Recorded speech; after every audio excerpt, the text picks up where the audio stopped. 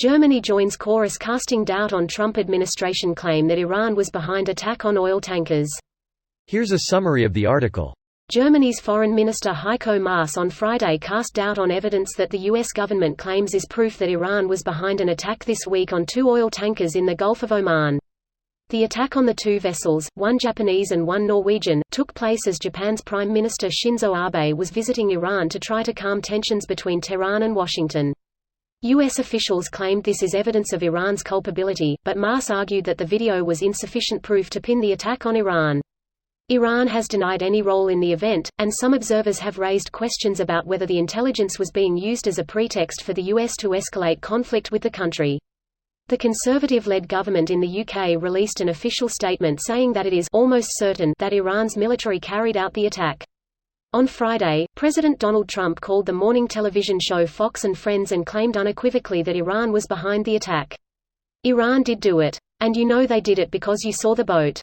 I guess one of the mines didn't explode and it's probably got essentially Iran written all over it," Trump said during the early morning interview. This post received a score of 10,682, with an upvote ratio of 93%. Here are the top comments in response to this article.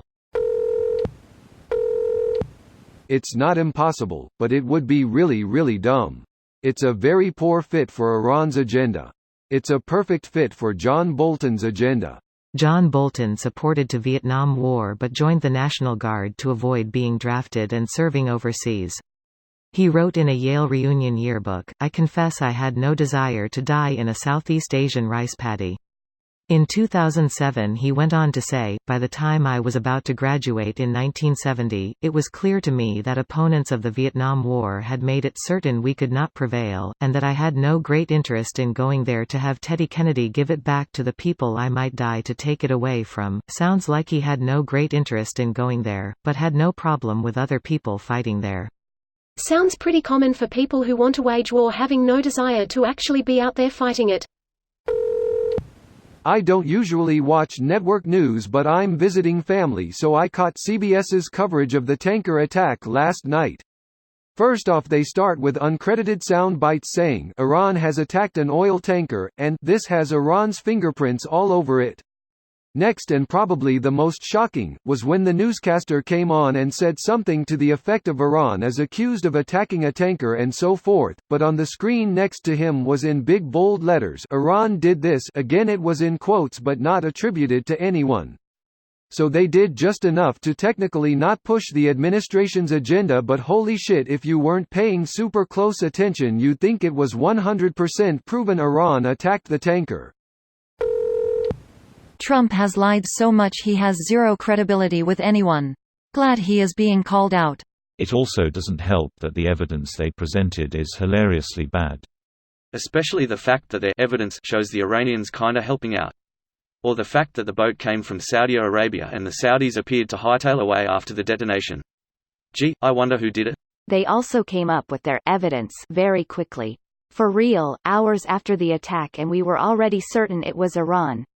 But if we ever have evidence of, let's say, slip of the tongue journalist, there isn't enough evidence. Nice try. So sad to hear about your accidental suicide by dismemberment, though.